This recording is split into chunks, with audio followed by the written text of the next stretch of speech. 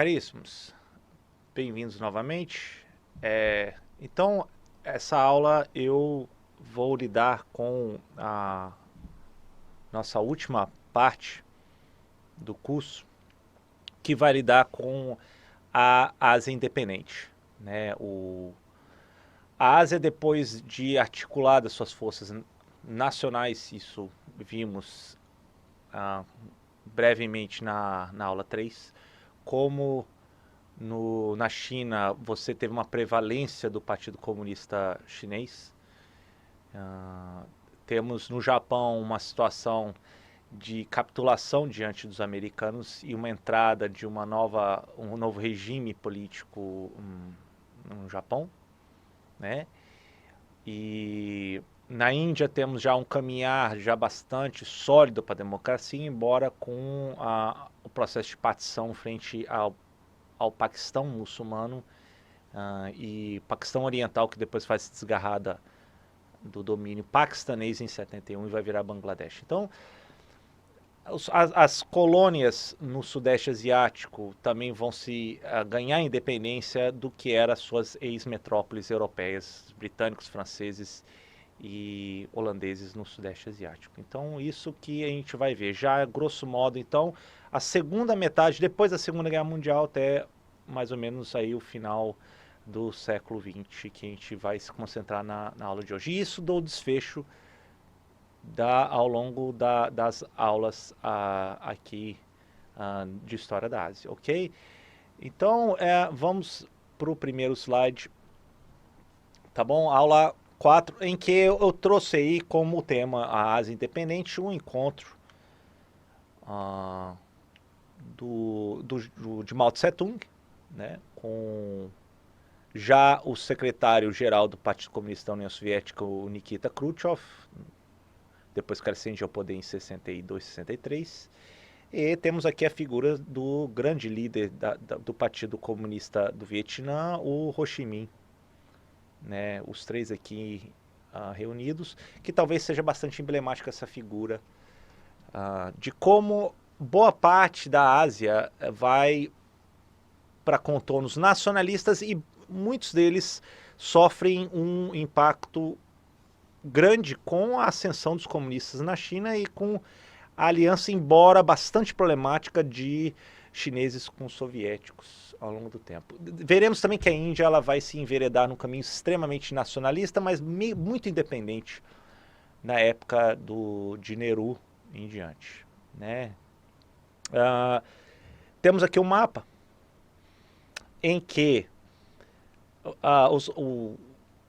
temos aqui evidenciados quando ganhou a independência. Aqui é a Coreia do Norte e Sul em 48, mas eles vão atravessar uma guerra civil, uma guerra de Norte e Sul, a Guerra da Coreia, talvez a maior guerra nos anos iniciais da Guerra Fria, que hoje vai provocar o trauma de divisão no paralelo 38 entre Coreia do Norte e Coreia do Sul. Uma península que... Isso trágico, né? Porque até a ocupação japonesa era uma nação única na Península Coreana, historicamente. O Japão vai ter um caminhar bastante ligado à supervisão americana, né, no pós-guerra. A China vai ganhar uma direção comunista própria. E a Índia vai ganhar a independência em 47 e vai ter o desgarramento com seu irmão muçulmano, o Paquistão, em 47. Bangladesh, que vai fazer parte do Paquistão, o Paquistão Oriental, como era chamado até 1971, com ganho de independência. O Ceilão, hoje Sri Lanka, ganha independência mais ou menos na mesma época que a Índia, aqui em 48. A Birmânia também em 48, principalmente com a retirada brusca dos japoneses e a demanda de independência da Birmânia, hoje Mianmar, diante dos britânicos, né? E temos aqui a Tailândia, que tinha se posicionado de maneira neutra diante dos avanços japoneses e depois da Segunda Guerra Mundial ascende um poder muito monarquista e pró-Estados Unidos para fazer uma espécie de frente de vigilância contra regimes comunistas nessa região da Ásia. E o Laos, o Camboja e o Vietnã, principalmente o Vietnã, vai se desgarrar da dominação francesa, e o Vietnã e essa região vai atravessar uma terrível guerra que vai resultar na prevalência comunista vietnamita 73, 75 e diante. Né? A Malásia tinha já ganhado independência em 63 dos britânicos. O sul da Malásia em 64, que Singapura vai desgarrar do restante da Malásia, vai ganhar independência a partir de 64. Em 46, logo depois da Segunda Guerra, as Filipinas também ganham independência agora dos Estados Unidos, que supervisionam uma reestruturação das Filipinas, que era sua colônia, e talvez seja a primeira democracia aqui da região do Sudeste Asiático, né? E a Indonésia vai perdurar aí algum tempo a lutar contra a dominação holandesa até ganhar sua independência em 1949. Então temos uma figura geral do processo de independência aqui na região que a gente aborda ao longo do curso. Eu gostaria que vocês prestassem muita atenção no seguinte. Existem 3 fatores, e prestem atenção nisso. Existem 3 fatores que, conjugados, ok? Anotem isso. Vão ajudar a explicar, no aspecto internacional, o processo de independência de boa parte dos países da Ásia e até na África, mas o nosso tema é na Ásia. 3 fatores principais. Conjugados, então eles nos explicam por si porque cada peculiaridade deve ser analisada em questão. Primeiro, o que vai ajudar o processo de descolonização ou independência dos países asiáticos, né? E depois da Segunda Guerra Mundial. Vai ser o próprio enfraquecimento dos países metropolitanos, que não conseguem mais sustentar a sua situação colonial na Ásia. Isso, a Grã-Bretanha já não consegue, tem mesmo recursos para manter a dominação sobre, por exemplo, a Índia, né? E nem sobre a Malásia, e nem sobre a Birmania. Então ela vai rever, no aspecto interno, como ela vai manter essa dominação colonial. Né? O segundo fator que é interessante, chamamos a atenção, é a própria articulação de elites locais, líderes locais como Gandhi, por exemplo, Nehru, na Índia, e que vão, ou Aung San, né, o pai da Aung San Suu Kyi hoje, que vão lutar, reivindicar a independência. Então são partidos políticos, líderes que lutam pela independência. Em termos políticos, ou até lideranças como Ho Chi Minh, no norte do Vietnã, que lutam em guerra para expulsar os franceses depois da intervenção americana. Então o segundo fator são as forças políticas locais que lutam, se articulam buscando a independência.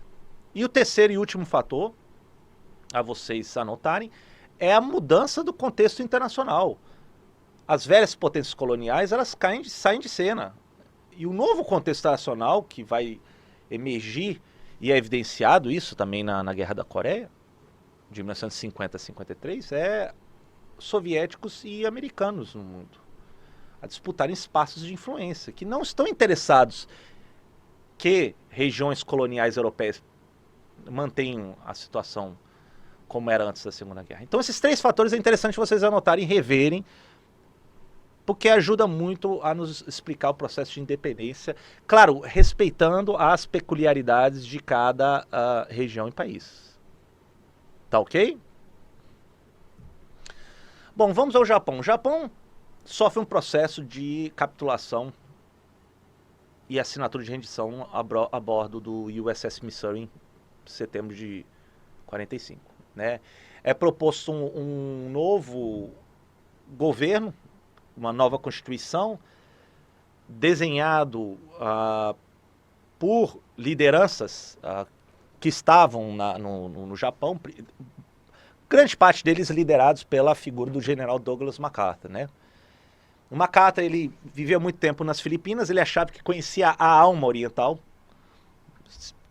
Absurdo, porque como é que os filipinos são extremamente diferentes dos japoneses, mas enfim, naquela época achava-se que existia uma espécie de alma oriental e que MacArthur ele iria supervisionar, ser o grande líder de fato do Japão a emergir dos escombros da Segunda Guerra Mundial, né? Então era um desafio enorme. MacArthur ele vai ser quase que enxergado como uma espécie de novo shogun né? O Gaijin Shogun, o Shogun estrangeiro, que iria supervisionar um novo andamento do Japão, o renascimento do Japão pós-Segunda Guerra Mundial. Entendendo que era preciso, antes de tudo, para viabilizar um novo sistema político japonês, afastar todos aqueles militaristas ultranacionalistas do poder. Primeira coisa.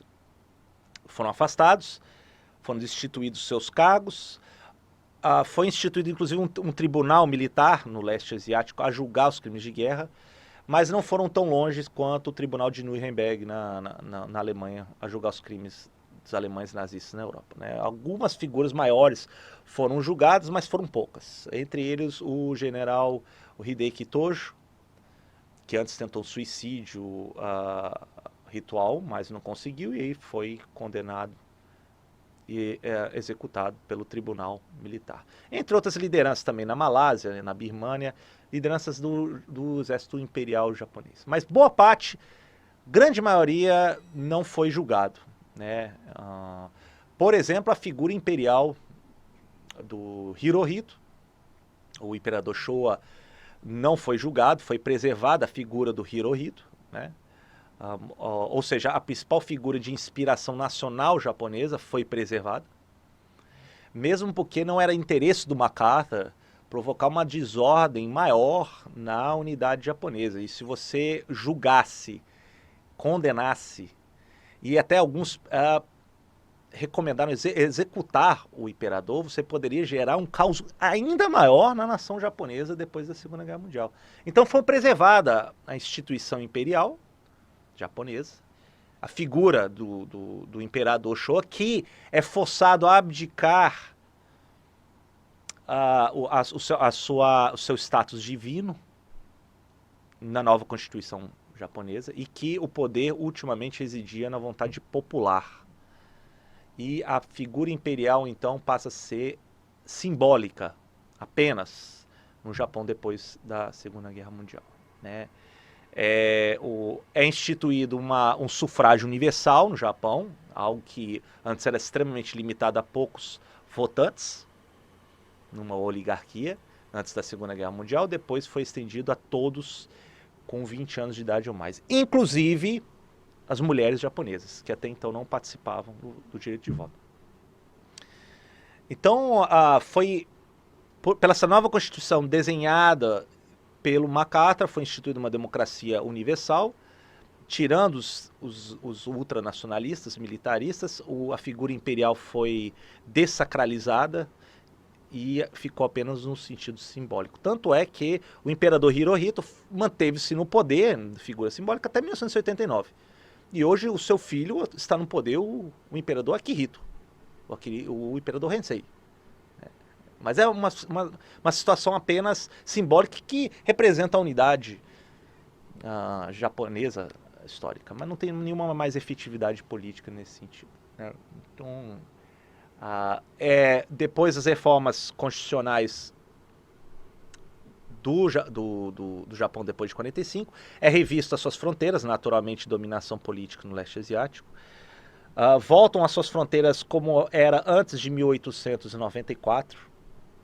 Então vai incluir aí, quando muito, algumas ilhas, a parte das ilhas Kurilas. Sakhalina eles pedem para a União Soviética, isso até hoje é debatido. A ilha de Hokkaido é preservada, as ilhas Ryukyu é preservado, né? Inclusive Okinawa, mas Okinawa até 72 tinha uma base americana grande aqui nessa ilha, na parte das ilhas Ryukyu, e as principais ilhas japonesas, né, são preservadas. Ou seja, é praticamente uma volta das fronteiras japonesas na era Meiji, antes de 1894. Volta aí a ser o que é o Japão depois de 1945. É instituído o parlamento, sob nova roupagem, agora mais universal, com partidos políticos. Claro que nenhum teor ultranacionalista chegou ao poder, na verdade ascendem os mais moderados. Entre eles, os principais são o Partido Democrático, o Partido Liberal e também o Partido Socialista. O Partido Socialista ele não consegue ter muita voz, mesmo porque há vontade não somente da elite japonesa, como também de Makata, de reprimir a ascensão de forças de esquerda no Japão, né? Inclusive vindos de sindicatos. Então, nesse sentido, há uma democracia até onde vai os interesses americanos e os aliados do Japão, porque as forças de esquerda já são prontamente afastados num cenário político japonês, né? Na Constituição japonesa, depois de 45, desenhados 45 em diante, com supervisão de Makata, um dos seus artigos mais polêmicos na Constituição vai ser o artigo 9º, está aqui até um protesto, em que diz que o Japão é essencialmente um país de vocação pacifista que não deveria ter mais forças armadas. Deveria ter, sim, uma espécie de força de segurança nacional, de autodefesa apenas, para que não incorresse novamente nas agressões militaristas como tinha acontecido antes da Segunda Guerra Mundial, né? Então, até hoje, isso é vivamente debatido no Japão. Muitos contestam isso, mas o fato é que ela não teve, a grosso modo, forças armadas plenas depois da capitulação em 1945 em diante, né? E o que dizem que, em boa parte, alguns analistas entendem que isso foi até benéfico, em certo sentido, para o Japão, porque desonerou a economia japonesa de investir 5, 6% do seu PIB em forças armadas. Se concentrou numa grande arrancada de industrialização, favorecido também com o capital norte-americano, né? E um período de supervisão de paz, pelo menos de ordem interna, favorável ao capital investido, para reerguer a base industrial japonesa. Aqueles grandes conglomerados industriais da época Meiji, antes da Segunda Guerra, os Zaibatsu, são desestruturados em leis anti-monopólio, nova Constituição. Depois é novamente permitido essa espécie de conglomerados, mas um pouco mais aberto à concorrência, que são chamados keiretsu. E daí aqueles grandes conglomerados anteriores que tinham ligação com o poder político japonês e forte financiamento governamental, como a Mitsui, a Mitsubishi, a Sumitomo, novas Saibatsus, hoje as Keiretsus começam depois a surgir e são os principais polos de desenvolvimento no Japão depois da Segunda Guerra Mundial, como a Nissan, a Toyota, né? E o Japão vai ter uma grande vantagem depois de 45 em diante, é que vai justamente ocorrer a Guerra da Coreia, que a gente vai ver logo depois, em 1950-53, na sua vizinha Península Coreana, e que a demanda por produtos industriais na guerra, em que os Estados Unidos e aliados se envolvem contra os comunistas no norte da Península Coreana, vão ser suprimidos justamente pela indústria japonesa. Então isso vai alavancar a retomada do crescimento econômico e industrial do Japão depois da Segunda Guerra Mundial, né? O Japão, depois de 1950 até aí os anos 90, é de longe o país que sustenta os maiores índices de crescimento na economia internacional. Se não a mais, uma das maiores, sem dúvida. Já no final dos anos 60, já figurava como uma grande economia no mundo, né? Isso vai ser boa parte dominado por um partido que conserva a maioria parlamentar, de cunho conservador, focando mais no crescimento econômico e industrial do Japão, que vai ser o Partido Liberal Democrata ou Democrata Liberal, né? PDL, que a gente costuma se referir. Entre essas lideranças, esse partido vai predominar no cenário japonês, praticamente conteste até os dias de hoje, tirando um período nos anos 90 e algum tempo atrás, mas desde 1950 em diante, ela predomina, né? E entre as lideranças que vão surgir, o principal vai ser o Yoshida Shigeru, na esquerda. E também o senhor Hayato-san, né, o Ikeda, Hayato Ikeda, da direita, em que eles são muito mais gerentes de um processo de industrialização das grandes indústrias a serem subvencionadas pelo governo japonês e uma fortíssima subsídios direcionados a essas grandes indústrias, indústria naval, indústria siderúrgica, automóveis, de bens de consumo e por assim vai. Uma agressiva pauta de exportação para o leste asiático e depois no mercado americano, que eles fazem acordos, e que vai gerar uma série de dividendos, inclusive de pesquisa tecnológica investida na inovação e adaptação de tecnologias vindas do exterior, como por exemplo da Europa ou dos Estados Unidos, e aí gerem uma tecnologia própria a partir dos anos 60 em diante. O fato é que o Japão vira referência nessa área já nos anos de 1960. É uma economia, uma sociedade que atravessa uma enorme transformação, privilegiando muito mais a reconstrução e a força na sua economia, em vez de em termos nacionalistas e agressões externas. Né? Então aqui são dois momentos. Né? O senhor Hayato e o senhor Yoshida vão simbolizar esses elementos de reerguimento do PDL, no comando PDL no Japão depois da Segunda Guerra Mundial. E um outro fato que a gente deve analisar já na Ásia depois da Segunda Guerra Mundial é as agressões que vão acontecer na Península Coreana. Entendemos que hoje ela é dividida, como aqui no mapa se mostra, no paralelo 38 norte, né? Uma linha de cessar-fogo, no qual até hoje não há um tratado de paz do regime norte-coreano com o regime sul-coreano. O fato é que, depois da Segunda Guerra Mundial, não estava bem definida qual área que os dois regimes deveriam coexistir. Né? Ao norte do rio Yalu, em território chinês, e até um pouco mais ao norte, você tinha já o treinamento e experiência de forças veteranas coreanas, muitos apoiados e treinados por Stalin, que vai ser liderado na figura de Kim Il-sung.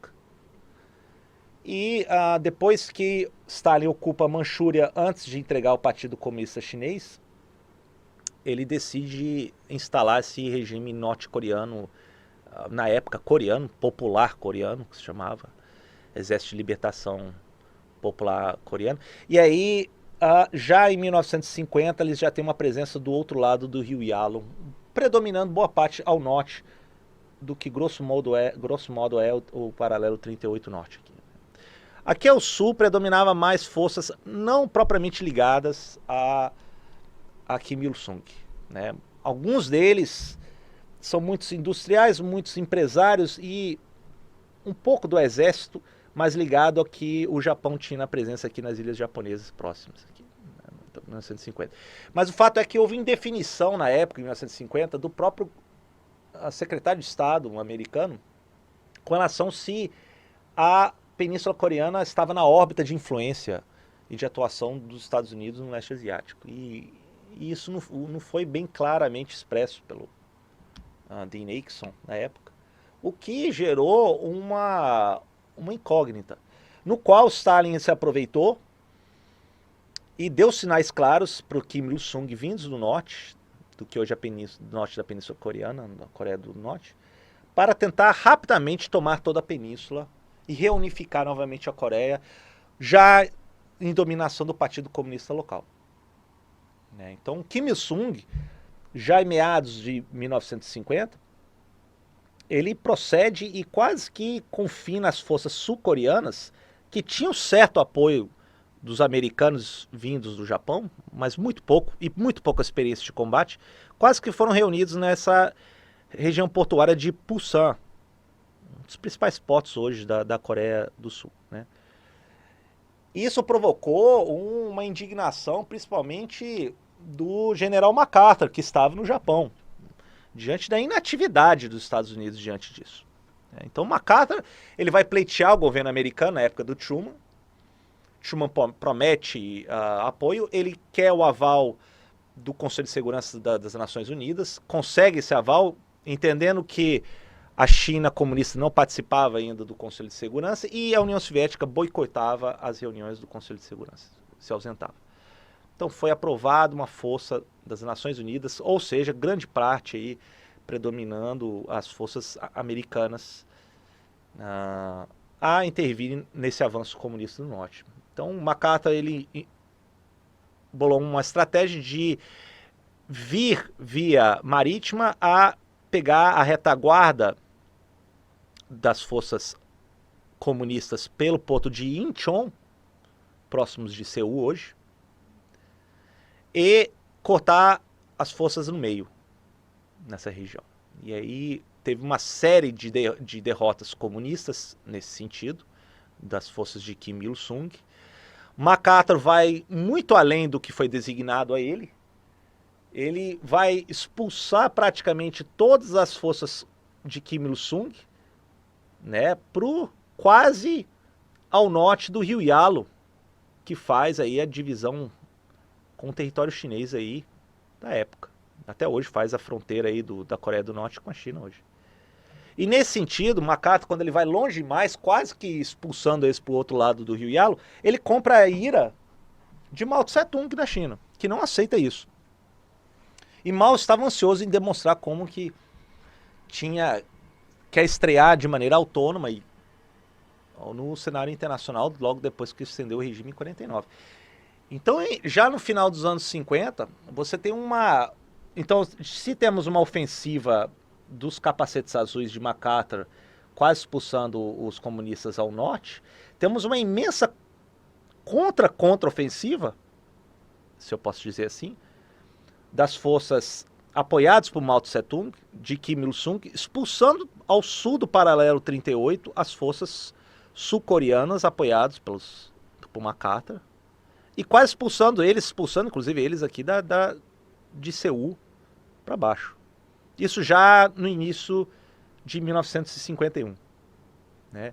Em meados de 51, até mais ou menos a guerra ter um cessar-fogo, em meados de 53, então são quase 2 anos, você tem um lento avanço novamente de sul-coreanos apoiados por MacArthur, e há uma linha de trégua desenhada aqui basicamente ao longo do paralelo 38 norte, outra vez.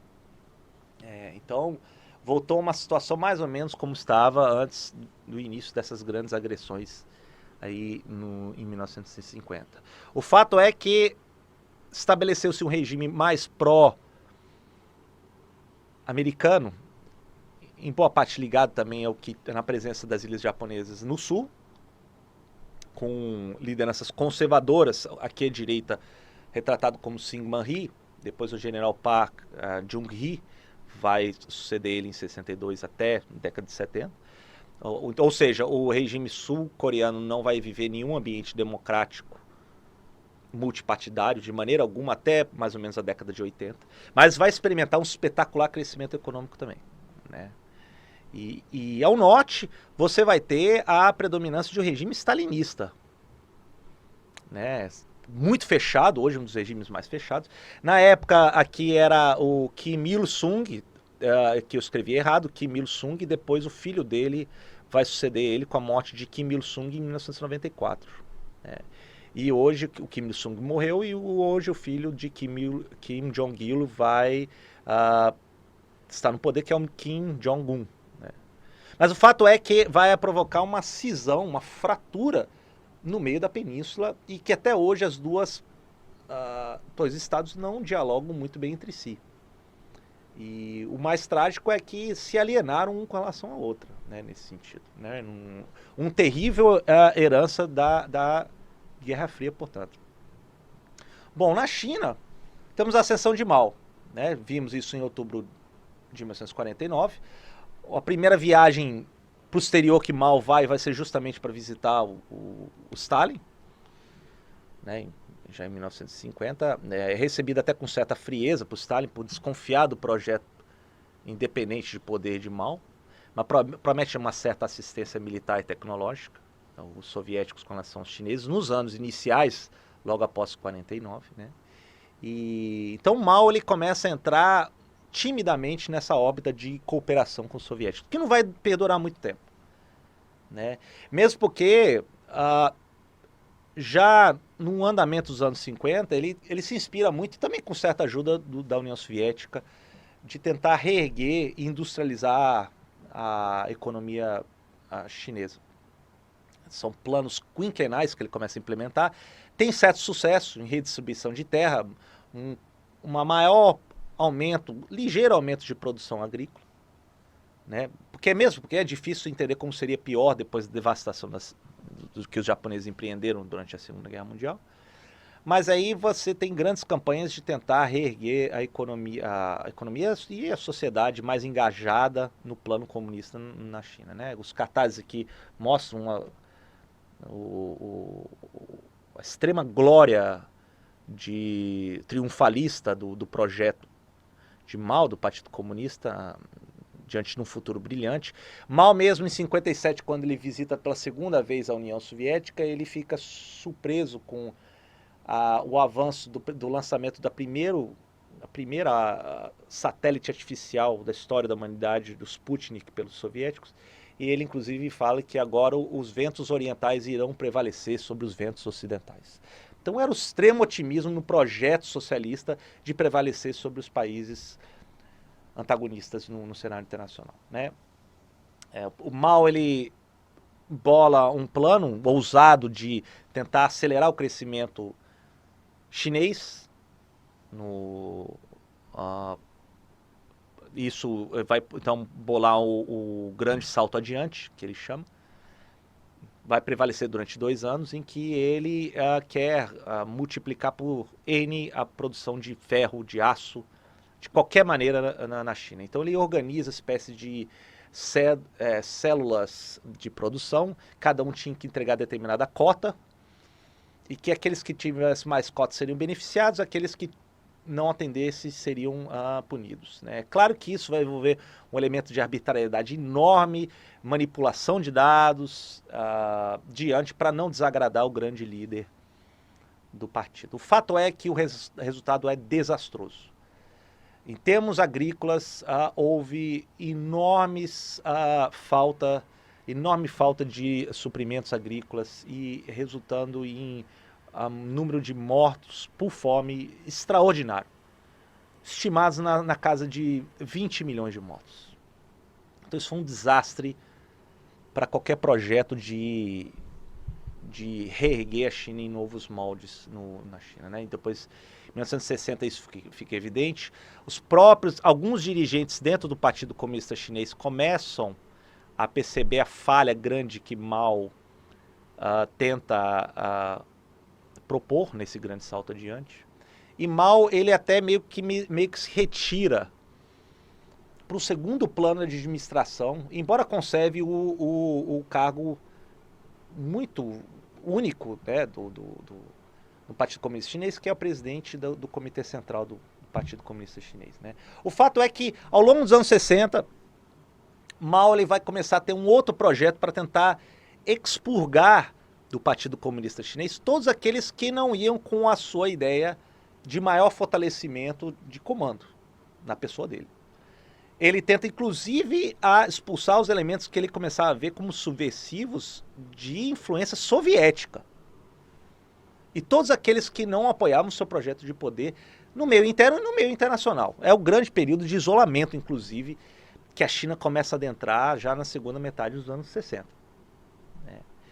E uma das estratégias que ele propõe é a grande revolução cultural, a partir de 66, em que ele conclama os jovens estudantes na China todo, com o livro vermelho, a doutrinar eles, a mobilizarem-se pela China toda, a buscar os elementos subversivos, irem ao campo aprender como aumentar a produção agrícola e industrial na China, e principalmente perseguir aqueles elementos considerados burgueses ou subversivos ao seu projeto de poder. Então é o período de maior fechamento e perseguição paranoica contra qualquer elemento subversivo no projeto de poder de Mao Tse Tung, né? É o período mais debilitado que a China sofre nesse período.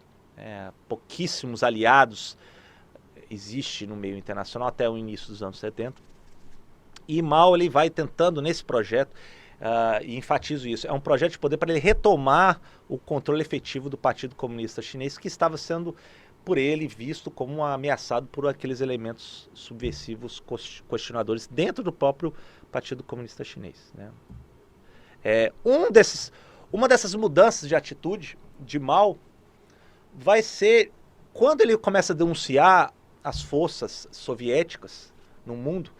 Ele está, ao mesmo tempo, tentando se alavancar como grande líder do mundo socialista, comunista no mundo, né? Mesmo porque Stalin já tinha morrido em 53, o Khrushchev mesmo, ele tenta propor alianças continuadas com o Mao. Mao enxerga Khrushchev como um elemento reformador demais dentro do Partido Comunista da União Soviética. E ele se enxerga como o grande herdeiro dos ideais leninistas na década de 60 em diante. O fato é que ele começa a denunciar e fica muito mais preocupado em denunciar os soviéticos do que propriamente com os americanos, né? E entendendo que um pouco mais a fronteira sul da China já estava em andamento a Guerra do Vietnã, que a gente vai ver aqui em breve, e que os Estados Unidos estavam querendo se retirar do envolvimento maior na Guerra do Vietnã. E então na presidência de Richard Nixon, de 68 em diante, isso foi até uma das promessas de campanha dele, era tentar retirar de maneira honrosa as forças dos Estados Unidos da Guerra do Vietnã. Então Nixon, primeiramente, secretamente ele manda o Kissinger, o secretário de Estado, a visitar em 71 lideranças na China, e depois é costurada essa visita de Estado pública, notória, de Nixon a Pequim em 72, em que os chineses e americanos começam a ter um certo flerte, uma certa ligação, visando conter, antes de tudo, um maior crescimento soviético na Ásia e em outras partes. Então, ou seja, os americanos querem se retirar do Vietnã, querem um maior envolvimento de Mao na Guerra do Vietnã, para que não houvesse uma saída desonrosa demais dos americanos do Vietnã. E, principalmente, os americanos iriam se beneficiar com certa aliança com os chineses, porque iriam enfraquecer os soviéticos, no final das contas. Então, foi uma jogada muito ousada da época, e que muitas vezes, quando a gente enxerga que existe a Guerra Fria foi apenas entre comunistas e capitalistas, você tem várias nuances que foram tentadas e negociadas no período da Guerra Fria, entre eles esse encontro histórico e essa aliança entre americanos e chineses, né? Mesmo porque Mao já na década de 70 ele já estava bastante debilitado, né? Também ele já estava gradativamente sofrendo de uma esclerose, e aí ele já em 76 ele veio a morrer. Em 76 você tem uma tentativa chamada Gangue dos Quatro, mais ligados a Mao, tentam chegar ao poder, não conseguem. E aquelas lideranças dentro do próprio Partido Comunista Chinês, que inclusive foram perseguidos na Revolução Cultural, um deles que vai ascender ao comando maior vai ser a figura de Deng Xiaoping, em 76, que vai começando a implementar uma série de reformas de mercado, tímidas no início, 78 em diante, tentando revitalizar a economia chinesa, depois de tantos planos desastrosos de Mao sobre a China, né? O fato é que em 78 em diante, e início dos anos 80, o avanço econômico chinês começa a avançar em larguíssimos passos. Na década de 80, 90 em diante, até recentemente, a média de crescimento era de 8, 9, 10% do PIB anual da China, né? E muito por conta das decisões bastante pragmáticas de Deng Xiaoping, em que ele enxergava que o comando não deveria ser político, não deveria sair das mãos do Partido Comunista Chinês, jamais. Mas a atividade de mercado deveria funcionar de maneira um pouco mais livre, né? Então ele deixava inicialmente alguns produtores rurais terem a compra no mercado livre e o preço e distribuição ser regulado pelo mercado livre. em determinadas regiões costeiras na China. Depois isso vai se estendendo para as regiões industriais até os anos 80 em diante. O fato é que hoje temos aí eu pular um pouco para esse slide, o crescimento do PIB aqui chinês. Você percebe aqui no slide aqui de 76, 78, o PIB deles e o julgado aqui, a 1980 em diante, começa a crescer de maneira exponencial. Né? Hoje é a segunda maior economia do mundo, ultrapassou de tamanho a economia japonesa e está previsto, inclusive, daqui a uns anos ultrapassar mesmo até, em algumas décadas, a economia dos Estados Unidos. Também pelo peso populacional, a Índia também anda nessa mesma tendência. O fato é que se beneficia com a enorme reserva de mão de obra barata, né, e investimento incentivado do capital internacional de umas maneiras vantajosas, direitos trabalhistas quase nenhum, pouquíssimos. Então é nisso que a China começa a exponencialmente ter seu crescimento econômico, que hoje é notório. Né? Difícil ver um produto não fabricado na China nos dias de hoje. Agora, com o crescimento econômico, você vai ter uma série de alastramentos, naquele mesmo espírito do 4 de maio de 1919, que eu mostrei na aula anterior, de pessoas querendo também maior liberdade de expressão, inclusive expressão política. Né? E isso vai muito se dar na época do membro do Partido Comunista Chinês, nos anos 80, que era Hu Yaobang.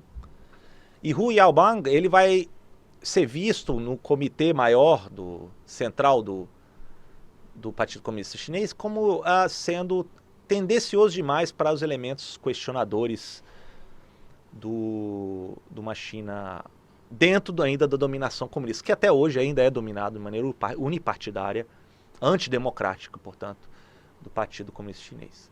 Mas o fato é que em 89, Hu Yaobang, ele chega a morrer. E isso vai catalisar uma série de estudantes, intelectuais, professores, jornalistas irem para as ruas, nas grandes cidades, entre elas Pequim. Aqui retratado na Praça da Praia Celestial, né? E aí eu botei em detalhe aqui o zoom dessa região, dessa estátua, que é a Estátua da Liberdade, uma espécie de réplica da Estátua da Liberdade, que os estudantes clamam para que houvesse maior abertura democrática nos moldes da Declaração de Independência dos Estados Unidos e do que era os Estados Unidos na época. Na frente vocês podem observar, na frente da cidade proibida, do Palácio. Isso aqui é uma região central governamental de Pequim, né? Então, a partir de março, abril, há uma série de manifestações catalisadas pela morte de Hu Yaobang. Existe uma linha dura novamente voltando ao poder no comando do Partido Comunista Chinês, o PCC, né? E é muito mais agravado o fato de que já em junho de 1989, nas proximidades em que os estudantes fazem greve de fome, acampam, protestam, têm visibilidade na sociedade chinesa, inclusive alguns membros dentro do PCC mesmo simpatizam com essas demandas, mas a maioria que prevalece ainda é conservadora. E em junho você tem a primeira visita de Estado do Mikhail Gorbachev, o premier soviético, para a China, em junho. E aí a mídia internacional vai com muito peso para cobrir a visita de Gorbachev a Pequim, né? E quando ele vai, esses protestos começam a ganhar visibilidade internacional. As pessoas começam a perceber que os olhos do mundo estão olhando pedidos de reforma democrática. E depois que Gorbachev é afastado Gorbachev sai de visita, volta para a União Soviética, o governo chinês então decide proibir a cobertura midiática dessas manifestações. E em 4 de junho, o governo chinês ele manda tanques e um destacamento do exército para esse principal foco de manifestação na Praça da Paz Celestial. E essa aqui é uma filmagem muito famosa em que um dos estudantes, um dos manifestantes, fica se posicionando para impedir o avanço dos tanques nessa região. O fato é que essa manifestação foi, em suma, um pedido por maior abertura democrática de ideias políticas na China e que foi duramente reprimido pelo Partido Comunista Chinês. E até hoje isso é duramente proibido e de ser discutido na China. Isso é um tabu. As lideranças que vão suceder isso, Jiang Zemin em diante, até Hu Jintao e Xi Jinping hoje, são todos do quadro do Partido Comunista Chinês, mas claro que preserva-se ainda o elemento dominador da China contra qualquer expressão maior de democracia. Então, e são muito pautados pelo espetacular crescimento da China. Então, eles são vistos como, apesar de ter custos sociais horríveis, de marginalização de muitos desempregados, de bairros históricos serem demolidos para reformas urbanas em Pequim, como os bairros, os hutongs que se fala em Pequim, você tem uma espécie de aceitação na maior parte da população chinesa do PCC no poder diante do espetacular crescimento que a China atravessou nos últimos 20, 25 anos. O que vamos para a guerra do Vietnã, que eu vou abordar brevemente, é um capítulo toda à parte, mesmo porque o Vietnã, no primeiro momento, logo depois da Segunda Guerra Mundial, ela vai tentar o principal organização que vai combater primeiro a presença japonesa durante a Segunda Guerra Mundial, lembrando que as forças japonesas entraram aqui com o aval dos franceses, que eram governantes nessa época e que tinham sido invadidos pelas forças de Hitler em 1940 na França. Então, a França e as colônias, boa parte se posiciona a favor das forças mais ligadas a Hitler. E aí ela assina acordo de livre passagem de suprimentos das forças japonesas nessa região do que era, na Segunda Guerra Mundial, a Indochina francesa. E uma das forças de maior resistência contra os japoneses vão ser justamente forças comunistas vietnamitas, que, fundado principalmente as forças de guerra vietnamitas comunistas, vai se dar muito na liderança da figura de Ho Chi Minh, a grande figura heróica da resistência vietnamita contra os japoneses, e depois que vai dar guerra contra a resistência da ocupação francesa em toda essa região da Indochina. Então, temos um dado, a ascensão dos Viet Minh, essas forças ligadas ao Partido Comunista Vietnamita, muito populares no interior do Vietnã, entre vilarejos, camponeses, no norte do Vietnã principalmente, que vão ganhar um alento enorme e apoio da força da China de Mao Tse Tung de 49 em diante, com armamentos, treinamentos, E também muito nas comunidades rurais aqui no que era o sul do Vietnã, ao sul do paralelo 17 nesse caso, Então, depois terminada a Segunda Guerra Mundial, a França tenta retomar a dominação da Indochina francesa. E há uma viva resistência dos comunistas e boa parte da população vietnamita que não querem voltar ainda à época como uma colônia francesa. E os franceses não aceitam. Tanto é que isso vai perdurar numa guerra franco-vietnamita aí por alguns anos. Os franceses eles tentam propor uma divisão, depois já no final das guerras, em que eles vão sendo cada vez mais acuados nas grandes cidades. A popularidade e a presença maior dos franceses vai se dar principalmente em regiões mais aqui na Conchichina, no sul, na região de Saigon. Tentam implementar um imperador da dinastia histórica, que é o Bao Dai. Não conseguem. As forças de guerrilha comunistas vietnamitas vão sempre fustigar do interior a presença francesa. E aí, já no ano de 1954, os franceses, eles em guerra definitiva, numa cidade aqui na fronteira com Laos, na cidade de Dien Bien Phu, os franceses sofrem uma derrota decisiva contra as forças do Viet Minh. E é necessário então rever todo o posicionamento da França, extremamente já enfraquecida depois da Segunda Guerra Mundial, e desmoralizado diante dessa derrota frente ao Viet Minh. Então, em 1954, tem, enfim, essa primeira parte dessa agressão franco-vietnamita com as conferências de Genebra. E é previsto, então, nessas conferências, um norte vietnamita dominado pelos Viet Minh, comunistas, das forças de Ho Chi Minh, e ao sul do paralelo 17 atravessaria um plebiscito se eles queriam se reunir ao norte vietnamita ou queriam uma independência do norte vietnamita. O fato é que esse plebiscito nunca foi com justiça carregado adiante, né? Mesmo porque alguns enxergavam que a maior parte da população, no final das contas, iria se juntar ao norte Vietnã. E aí houve uma série de impedimentos para a realização desse plebiscito.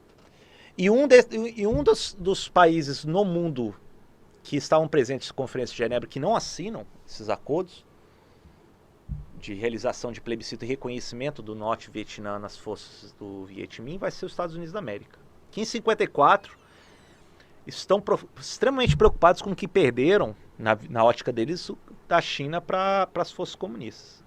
E diante do que aconteceu na Guerra da Coreia, com limitados ganhos, diante de Kim Il-sung e com apoio dos chineses no norte da Coreia. Então, os americanos nunca aceitaram, mandam conselheiros de 54 em diante para o governo sul-vietnamita, jamais querem a perda dessa região, mais uma região que eles achavam que os comunistas iam tomar conta. Em 64, já na presidência do Lyndon Johnson, que vai suceder o Kennedy depois que ele é morto, ele vai decidir então arranjar um incidente no Golfo de Tonkin, em que foi supostamente agredida uma embarcação norte-americana. Nunca acharam se isso foi verídico ou não. E aí decide mandar mais conselheiros e tropas norte-americanas para segurar e vigiar aqui essa região do paralelo 17, próximos à cidade de Da Nang, né? E essa guerra vai perdurar nessa região, principalmente fronteira, vai perdurar durante muito tempo, né? Basicamente, as forças Viet Minh muito concentradas no interior, na selva, nas montanhas. Isso traduz o apoio popular interiorano às forças do Viet Minh. As forças aliadas no sul, que são chamados Vietcongs também, lutando pelas forças do Viet Minh vindos do norte, nas regiões.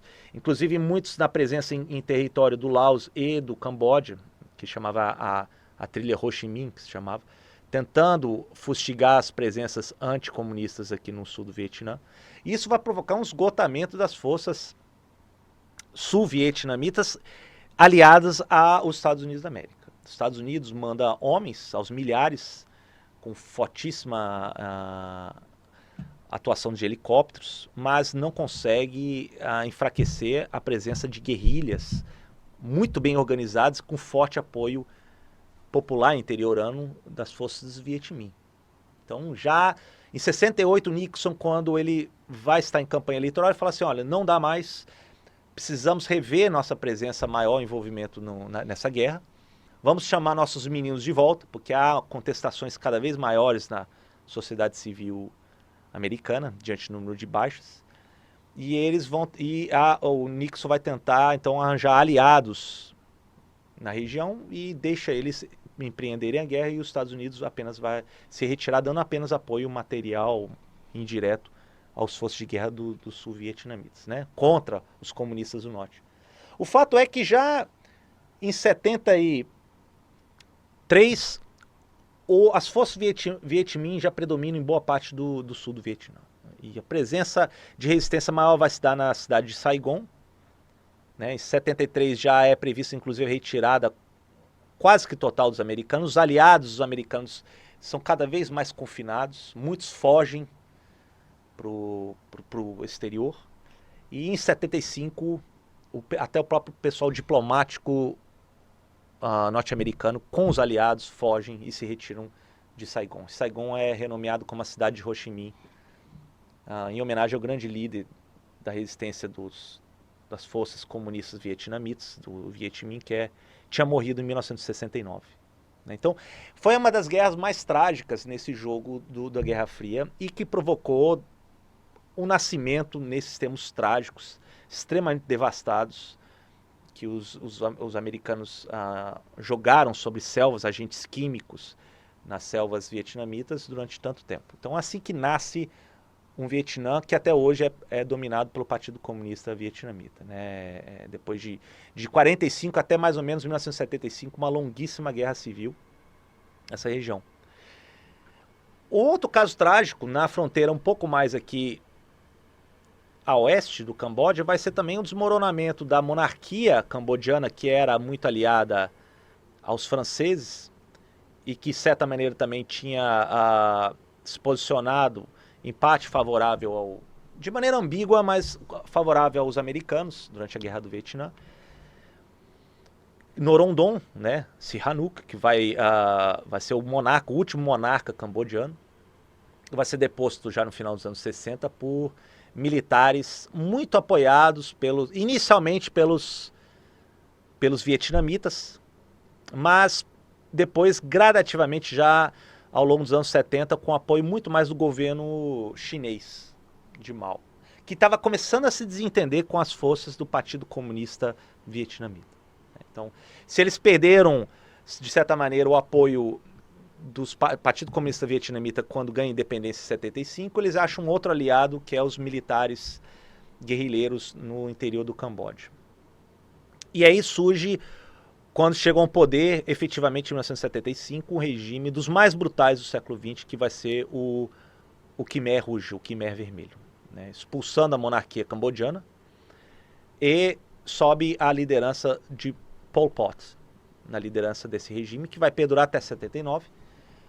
Nessa situação, você tem aí o expurgo, perseguição e morte de talvez 1/3 da população cambodiana. Um dos episódios mais lamentáveis, mais terríveis de um regime extremamente brutal que vai prevalecer, de inspiração maoísta extremada, que vai ocupar o poder cambodiano até 79. Depois de 79, um outro regime com um certo apoio dos vietnamitas vai ascender ao poder no Camboja. Até hoje tem alguns vestígios ainda desse apoio vietnamita em cima do Camboja. Mas o fato é que o Khmer Rouge vai ser destituído em 79 para sempre. Tanto é que agora boa parte das lideranças já foram julgadas ou já morreram ali no Camboja. O fato é que o Camboja sai extremamente devastado desse período da década de 70. Bom, e por fim temos o caminhar da Índia, que eu acho que diante da trágica realidade do Vietnã e da Guerra da Coreia e do Camboja, foi muito mais brando. No sentido que Nehru ele ascende como líder inconteste da Índia, que conserva até hoje a sua estrutura democrática, laica, diante da diversidade do seu povo, cultural e religioso. Nehru ele consegue amarrar a lealdade política daqueles estados principescos, aquelas regiões que tinham uma autonomia maior na administração britânica. Ele é o verdadeiro herdeiro de Gandhi, mas muito mais voltado por uma estatura de um estadista. Ele vai orientar a política indiana para uma união em cunho laico e democrático, vai se alinhar na política internacional de maneira não alinhada nem aos comunistas nem aos capitalistas, né? E tanto é que ele, junto com outras lideranças como o Sukarno na Indonésia, que também ascendeu ao poder depois da retirada dos holandeses em 49, vão se posicionar no chamado Movimento dos Países Não Alinhados, junto com o Marechal Tito da Iugoslávia e o Nasser do Egito, né? Enfim, o elemento mais trágico da época de Nehru vai ser justamente o nascimento da Índia e a separação do que fazia parte da União Indiana na época britânica, que vai ser o Paquistão. E o Paquistão vai ser muito mais fruto de um jogo do Ali Jinnah no Congresso Nacional Indiano, em que ele estava preocupado em resguardar os direitos da minoria muçulmana, que era extremamente numerosa no norte da Índia e também no leste da Índia, na região de Bengala. Então, quando já em 47 em diante, ele já propõe que haverá uma partição, né, uma divisão da Índia entre aquelas que supostamente iria ficar no comando de maioria hindu, mas laico e democrático na época de Nehru, E a parte mais aqui de Punjab, mais e Sindh, que hoje é o Paquistão propriamente dito, vai ser um país de maioria muçulmana. O fato é que eles ganham independência mais ou menos nessa mesma época, em agosto de 1947, sendo que o Paquistão, na época o Paquistão ocidental, porque existiu o Paquistão oriental de maioria muçulmana aqui, hoje Bangladesh, você teve a fuga de milhões de muçulmanos temendo para a própria vida da região de Punjab e no norte da Índia, temendo perseguições maiores da maioria hindu, e muitos sikhs e hindus temendo a perseguição muçulmana no nascimento do Paquistão em 47 e fugindo para a região de Punjab. Aqui também tem uma vertente aqui de fuga de muçulmanos para o Paquistão oriental na época, até 1971 um país ligado ao Paquistão ocidental, e muitos hindus fugindo da região de Bengala para a Índia aqui. Nesse jogo da partição que se fala em 47, você tem talvez estimados 15, 20 milhões de pessoas deslocadas nesse processo. Muitas delas perdendo propriedades, famílias, inclusive muitas mortes. Então esse foi o lado mais horrível do nascimento do Paquistão e da Índia em 47. Então, especificamente sobre a Índia, ela vai ter um caminhar bastante seguro. O Paquistão não, vai ter uma série de golpes militares, de instabilidades, mesmo porque o Paquistão, logo no início, ele nasce privilegiando na sua Constituição os direitos dos muçulmanos. Está presente na Constituição do Paquistão que o Estado do Paquistão vai ser guiado pelas leis do Corão. O Islã vai ser a diretriz do Paquistão. Então nasce um Estado que privilegia os muçulmanos. Ao contrário da Índia, que preserva a sua diversidade, a sua laicidade diante de budistas, jainistas, sikhs, hindus e muçulmanos que ficaram. Então, um outro fator que cabe a mim apontar é o que o Paquistão Oriental, embora de maioria muçulmana, em 71 tem uma guerra de independência e se separa do Paquistão Ocidental e vira Bangladesh. Com certo apoio da época do governo da Indira Gandhi, filha de Nehru, que chegou ao poder nos anos 60 na Índia, com discreto apoio, e aí haverá uma divisão aí do Paquistão, que Paquistão vai virar propriamente dito Paquistão Ocidental, e Bangladesh nasce em 1971. E aí a Índia, eu acho que a Índia hoje, já claro que a Indira Gandhi ela morre até num atentado, mostrando um lado talvez problemático de algumas minorias na Índia.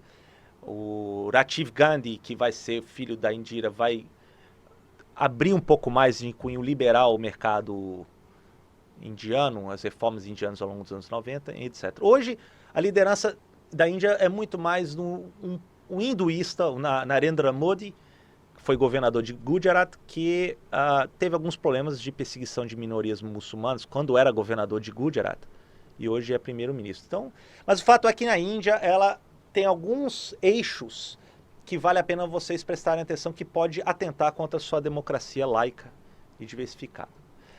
Primeiro, existe a pluralidade religiosa na Índia, que sempre foi extremamente cosmopolita e diversificada. Você tem hindus, muçulmanos, sikhs, jainistas, budistas, até cristãos, entre outros, que prevalecem. Então, exacerbado isso pode atentar em situação de crise para a união e estabilidade democrática indiana. Esse é o primeiro fator, o fator religioso. O fator linguístico, em que predomina como línguas do governo o inglês e principalmente o hindi hoje, que é muito falado no norte da Índia. Mas existem depois, foi reconhecido, 20, 30 outras línguas oficiais na Índia, entre eles o tâmil, o Karnataka, entre outros, que prevalecem na Índia. Então, isso pode também ser uma força de separação, de desunião na Índia num período de crise.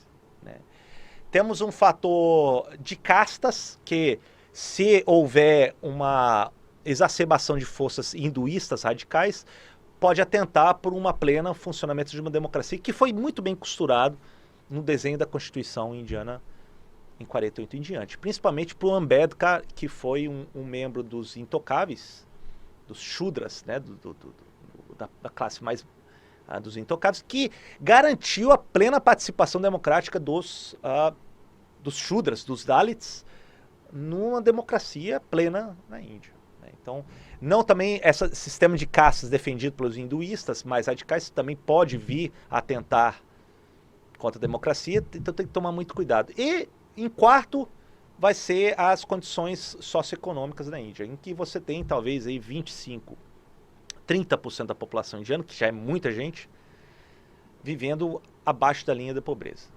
Que se você, num período de crise maior, pode atentar isso para uma desunião maior da Índia, que, a bem dizer, fazendo justiça, é a maior democracia hoje no mundo. Né? Desde a independência conseguiu preservar a sua democracia nesses termos laicos e vigiando essas 4 forças centrífugas que eu apontei para vocês. Esses 4 eixos que é interessante a gente ter em mente. Isso está no meu livro, na página 99 do livro, História da Ásia, você pode ler isso, etc. Ok? O fato é que o que permanece como um percalço, antes de finalizar,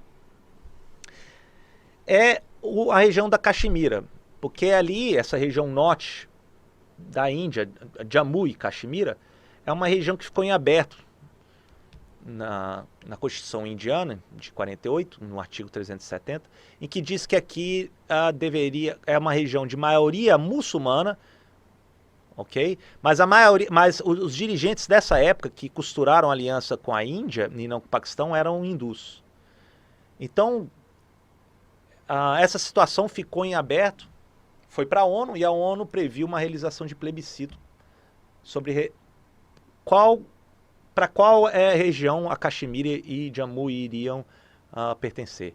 Os dirigentes caxemires sinalizaram que, na época, costuraram acordos com a Índia, então juridicamente pertence à Índia, mas a maior parte da população, embora bastante questionável isso, poderia votar, porque são muçulmanos, poderia votar para se juntar contra o Paquistão. E o Paquistão financia forças separatistas da Caxemira para justamente tentar pegar a maior parte da Caxemira para se juntar ao Paquistão. Então, isso permaneceu como uma pedra no calçado aí das relações entre a Índia e o Paquistão. Entendendo que hoje o Paquistão e a Índia hoje têm armamentos atômicos. Então, ganhou uma magnitude maior diante disso. E isso ainda está a ser resolvido até os dias de hoje. Né? A grande contenda que existe entre esses 2 irmãos que se separaram na partição em 47, de como um país e o outro começa a lidar com essa região